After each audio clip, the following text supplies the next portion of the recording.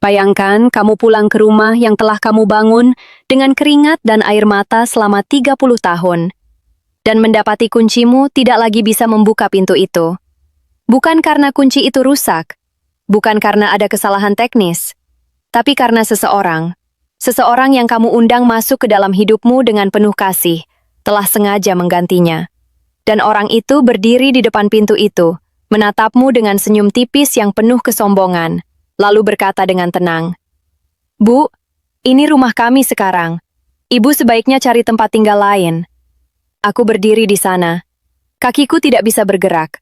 Tanganku gemetar. Tapi bukan karena takut, bukan karena sedih, tapi karena aku tahu, aku sudah menduga ini akan terjadi, dan aku sudah siap. Dia tidak tahu bahwa selama 6 bulan terakhir, aku telah menyusun sebuah rencana. Rencana yang rapi, rencana yang dingin, rencana yang akan mengubah segalanya. Namaku Sari. Usiaku 62 tahun. Aku adalah seorang wanita biasa, pensiunan guru sekolah dasar yang menghabiskan hidupnya untuk dua hal. Mengajar anak-anak orang lain membaca, dan membesarkan satu-satunya anakku sendiri. Putri satu-satunya yang aku miliki bernama Lina. Lina adalah segalanya bagiku.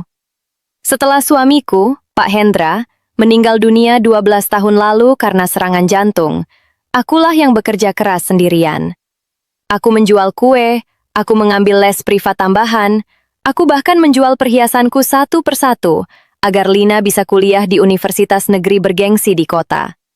Dan Lina, putriku yang cantik, yang dulu selalu memelukku setiap malam dan berkata, "Mama yang terbaik di dunia." Tumbuh menjadi perempuan muda yang cerdas dan cantik. Tapi kemudian dia bertemu dengan Dimas Prasetyo. Anak muda berusia 34 tahun yang bekerja sebagai manajer pemasaran di sebuah perusahaan swasta. Penampilannya rapi, bicaranya halus, senyumnya selalu terpasang di wajahnya seperti topeng yang dipahat dengan sempurna. Pertama kali aku melihatnya, ada sesuatu yang tidak beres. Naluri seorang ibu tidak pernah bohong. Ada sesuatu di balik matanya, sesuatu yang dingin, sesuatu yang menghitung, yang membuatku tidak nyaman. Tapi Lina mencintainya, dan aku mencintai Lina. Jadi aku diam. Mereka menikah 2 tahun setelah berkenalan. Pesta pernikahan sederhana yang aku biayai hampir seluruhnya dari tabunganku. Dimas tidak banyak berkontribusi. Katanya sedang dalam masa transisi pekerjaan. Aku tidak mempermasalahkan itu. Aku pikir dia masih muda, dia akan berkembang. Setelah menikah, atas desakanku sendiri, aku mengajak mereka tinggal bersamaku di rumah warisan yang aku dan Pak Hendra bangun dengan susah payah selama bertahun-tahun. Rumah itu bukan rumah mewah, tapi rumah itu besar, nyaman, dan penuh kenangan. "Tinggal di sini saja dulu," kataku waktu itu. "Sambil kalian menabung, sambil Mama ada teman." Lina memelukku erat. Dimas tersenyum. Senyum yang sekarang aku tahu artinya bukan terima kasih. Itu senyum kemenangan. Tanda-tanda itu datang perlahan, seperti air yang meresap ke dalam tanah. Tidak terasa, sampai tiba-tiba semuanya basah. Bulan pertama, Dimas mulai menyarankan penataan ulang ruangan. Katanya kamar tamu lebih cocok dijadikan ruang kerja. Katanya dapur perlu direnovasi. Katanya taman belakang terlalu luas dan sebaiknya dijual separuhnya. Aku mendengarkan. Aku tersenyum. Aku berkata, "Nanti kita bicarakan bersama." Bulan ketiga, Dimas mulai memanggil beberapa temannya untuk berkumpul di rumah hampir setiap akhir pekan. Musik keras sampai tengah malam. Rokok di teras yang selalu aku jaga kebersihannya. Botol-botol minuman yang ditinggalkan begitu saja. Aku berbicara dengan Lina. Lina mengangguk, berjanji akan berbicara dengan Dimas. Tapi tidak ada yang berubah. Bulan kelima, terjadi sesuatu yang tidak pernah bisa aku lupakan. Aku pulang dari arisan RT, sekitar pukul 8 malam. Pintu rumah tidak dikunci. Aku masuk begitu saja. Dan di ruang tamu, aku mendengar suara Dimas berbicara di telepon. Suaranya rendah, tapi jelas terdengar karena pintu kamar tidak tertutup rapat. "Tinggal tunggu waktu saja. Kalau sertifikat itu sudah di tangan kita, semua beres. Tua itu sudah pikun, percaya apa yang kita bilang." Aku berhenti di koridor. Jantungku berdegup kencang. Aku tidak tahu pasti siapa yang dia maksud, tapi ada bagian dalam hatiku yang tahu. Aku tahu dengan sangat jelas. Aku kembali ke kamarku dengan langkah pelan. Aku duduk di tepi tempat tidur. Dan untuk pertama kalinya dalam bertahun-tahun, aku menangis bukan karena kesedihan, tapi karena kemarahan yang perlahan berubah menjadi tekad. Malam itu, aku mulai merencanakan. Keesokan harinya, dengan alasan ingin merapikan dokumen lama, aku pergi ke notaris langgananku, Pak Wirawan, seorang teman lama suamiku yang sudah aku kenal selama lebih dari 20 tahun. Aku menceritakan semuanya kepadanya, kekhawatiranku, percakapan yang aku dengar. Pak Wirawan mendengarkan dengan serius. Kemudian dia berkata sesuatu yang mengubah jalan pikiranku sepenuhnya. Bu Sari, rumah itu atas nama siapa sekarang? Aku menjawab, atas nama saya. Pak Wirawan mengangguk pelan. Bagus, jaga itu baik-baik. Jangan biarkan siapapun menyentuh dokumennya. Lalu dia menjelaskan kepadaku dengan sabar dan rinci apa yang bisa dan tidak bisa dilakukan seseorang terhadap properti yang bukan miliknya. Dan dari percakapan 1 jam itu, lahirlah sebuah rencana yang akan memakan waktu 6 bulan untuk dieksekusi dengan sempurna. Bulan ke-6 sejak aku mulai tinggal bersama Dimas dan Lina, atau lebih tepatnya, sejak mereka tinggal bersamaku, ketegangan semakin meningkat. Dimas semakin berani. Dia mulai membicarakan tentang renovasi besar rumah. Dia membawa seorang kontraktor tanpa izinku. Dia mulai membahas soal pengalihan nama dengan Lina. Aku tahu ini karena Lina, yang tidak pandai menyembunyikan sesuatu dari ibunya, terlihat gugup setiap kali topik dokumen muncul. Suatu malam, Dimas duduk bersamaku di ruang tamu, sesuatu yang jarang dia lakukan. Dia membawa teh dan duduk di depanku dengan wajah yang dibuat seramah mungkin. Bu Sari, katanya, saya dan Lina sudah berdiskusi. Kami pikir untuk keamanan dan kenyamanan bersama, ada baiknya nama sertifikat rumah ini diubah juga atas nama Lina, sebagai ahli waris langsung. Aku menatapnya. Aku tersenyum, senyum termanis yang bisa aku keluarkan. Ide yang menarik, kataku. Tapi biarkan Mama pikirkan dulu ya. Dimas mengangguk, tapi matanya tidak tersenyum. Seminggu kemudian, dia mengajukan pertanyaan yang sama lagi. Kali ini lebih tegas. Kali ini dengan argumen bahwa Mama sudah tua, lebih baik urusan ini diselesaikan sekarang daripada menjadi masalah nanti. Aku tetap tersenyum. Aku tetap berkata, nanti. Tapi di balik senyum itu, aku sedang bergerak. Aku telah, diam-diam, selama 6 bulan terakhir, melakukan serangkaian langkah hukum yang sangat penting. Pertama, aku memindahkan semua dokumen asli rumah, sertifikat, IMB, bukti pajak, ke berangkas di kantor Pak Wirawan. Di rumah, aku menyimpan fotokopi yang terlihat seperti asli. Kedua, aku membuat surat wasiat resmi yang disaksikan oleh notaris dan 2 orang saksi yang sah. Dalam surat wasiat itu, rumah ini akan diwariskan kepada Lina. Hanya kepada Lina, bukan kepada pasangannya, dengan satu syarat yang akan aku jelaskan nanti.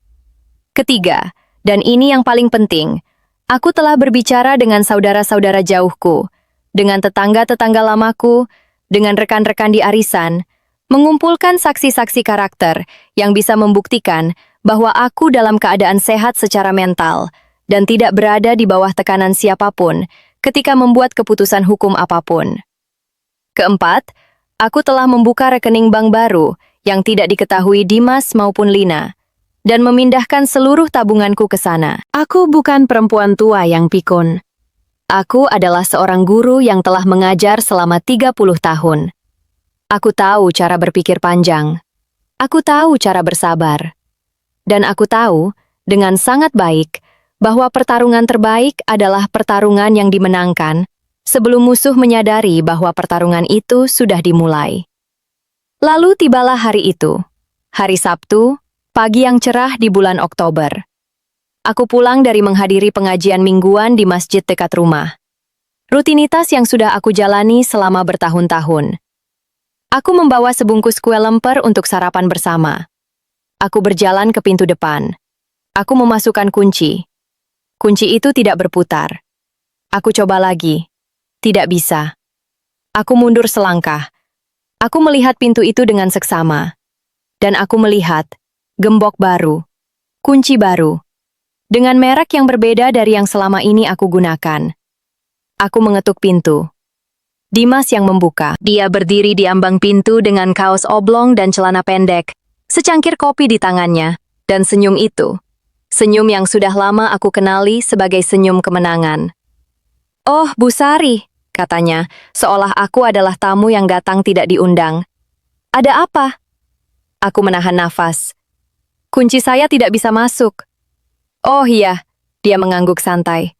"Kami tadi malam ganti kunci, untuk keamanan." "Untuk keamanan," aku mengulang kata-katanya dengan pelan. "Iya, banyak orang tidak dikenal yang tahu kunci lama. Lebih aman begini." Dia menyesap kopinya. "Lagi pula, ini sudah jadi rumah kami sekarang, Bu. Ibu mungkin lebih nyaman tinggal di tempat lain. Kami bisa bantu carikan kos yang bagus." Aku berdiri di sana, di depan rumah yang aku bangun, di depan pintu yang aku cat sendiri 12 tahun lalu bersama suamiku, di depan taman yang aku rawat setiap pagi dengan tanganku sendiri. Dan aku tersenyum, bukan senyum pahit, bukan senyum sedih, tapi senyum seseorang yang tahu bahwa semua buah kesabaran itu akhirnya siap dipanen. "Baik," kataku. "Kalau begitu, Mama perlu bicara dengan Lina dulu." "Lina sedang istirahat, jangan diganggu." "Kalau begitu, Mama akan tunggu di teras." Aku duduk di kursi rotan di teras. Kursi yang aku beli sendiri 20 tahun lalu.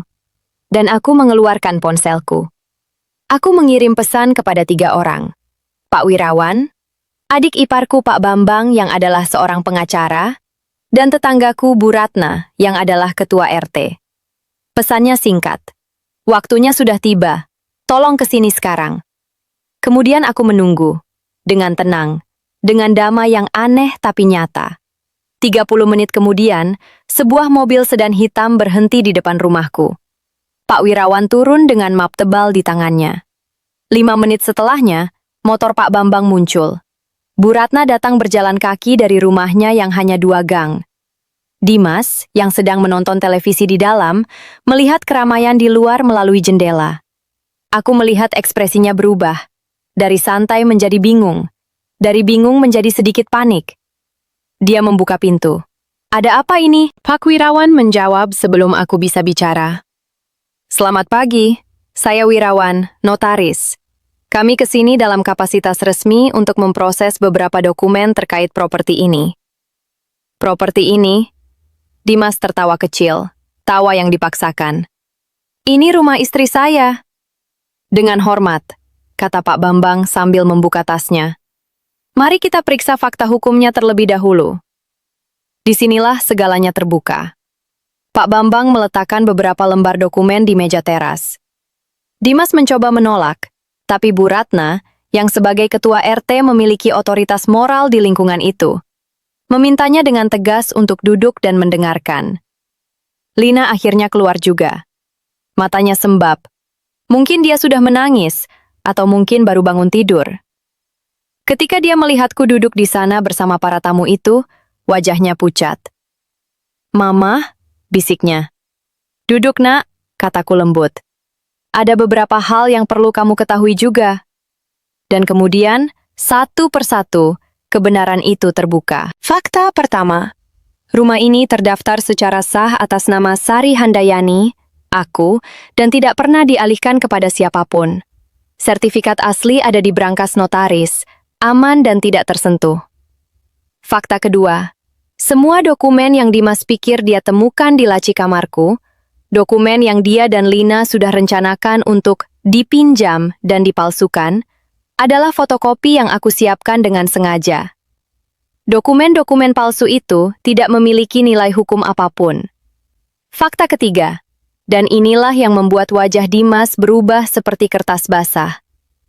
Pak Wirawan mengeluarkan sebuah rekaman. Bukan rekaman yang aku buat secara diam-diam dan ilegal, tapi rekaman yang dibuat oleh sistem CCTV rumahku sendiri, yang Dimas tidak tahu keberadaannya karena aku pasang tersembunyi di dalam pajangan jam dinding antik. Rekaman itu menangkap percakapan telepon Dimas 6 bulan lalu.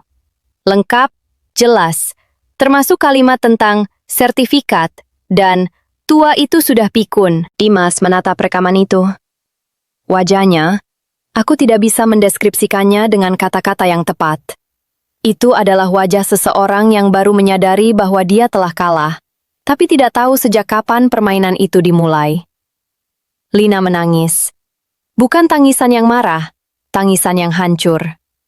Dia menatap suaminya, lalu menatapku, lalu kembali ke suaminya. Dimas, katanya dengan suara yang pecah.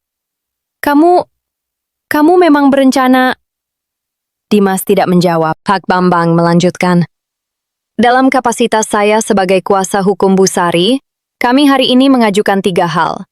Pertama, permintaan resmi agar kunci yang diganti dikembalikan ke kondisi semula atau diganti dengan kunci yang kuncinya diberikan kepada pemilik sah properti ini, yaitu Busari, dalam waktu 24 jam. Kedua, surat peringatan resmi bahwa segala tindakan yang bertujuan mengalihkan kepemilikan properti ini tanpa sepengetahuan dan persetujuan Busari merupakan tindak pidana yang bisa diproses secara hukum. Ketiga, pemberitahuan bahwa Busari telah membuat surat wasiat yang sah, dan isi wasiat tersebut akan bergantung pada kondisi dan perilaku seluruh pihak yang terkait. Sunyi. Angin bertiup pelan. Di sudut taman, bunga-bunga Kamboja yang aku tanam sendiri bergoyang. Kemudian aku angkat bicara. Untuk pertama kalinya sejak mereka semua berkumpul, aku berbicara langsung. Tidak kepada Dimas, tapi kepada putriku. Lina. Kataku pelan, Mama tidak marah padamu.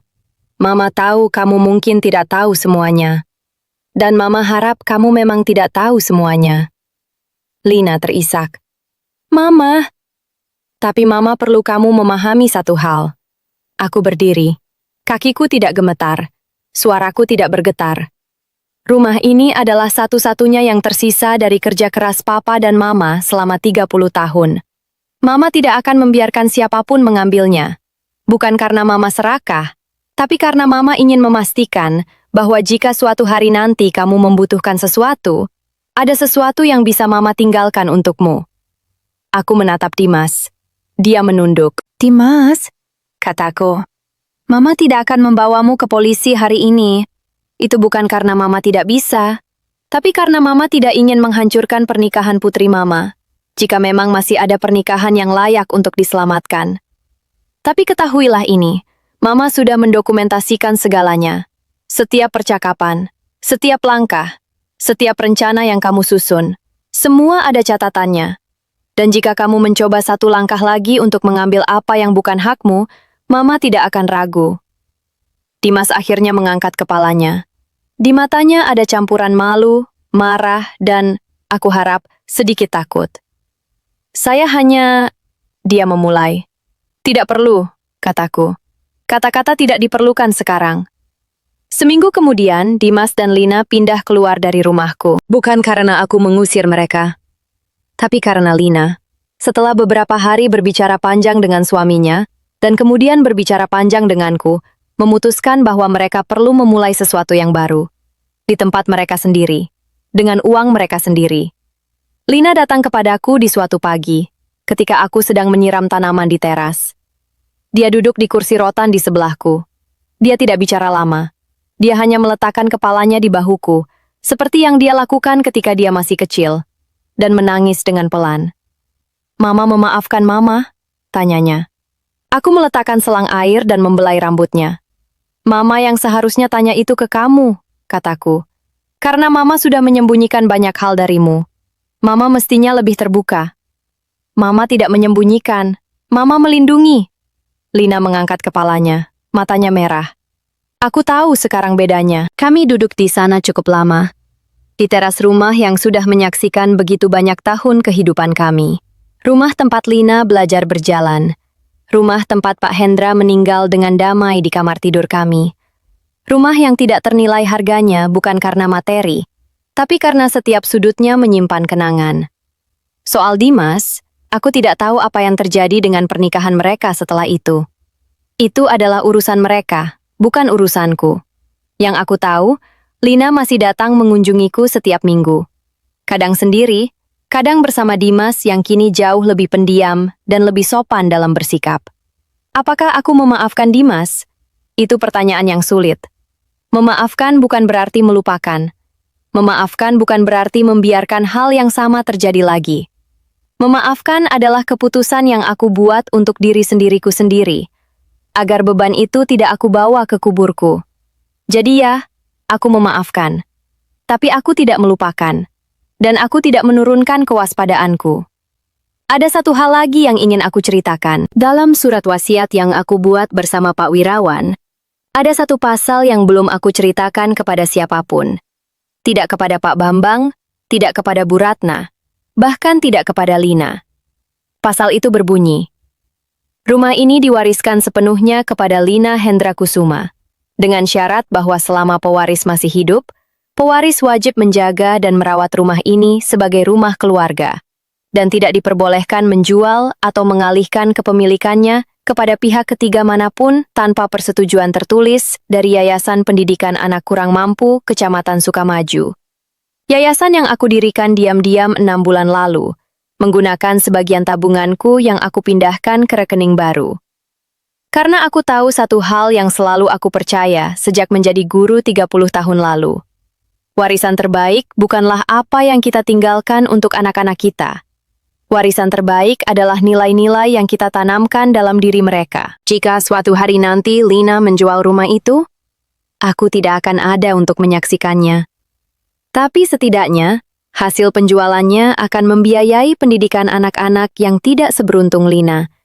Anak-anak yang tidak memiliki ibu yang bekerja keras untuk mereka. Dan dengan cara itu, kerja kerasku akan terus hidup, jauh melampaui dinding-dinding rumah yang aku bangun. Aku duduk di kursi rotan tua itu setiap pagi sekarang. Sendiri, tapi tidak kesepian.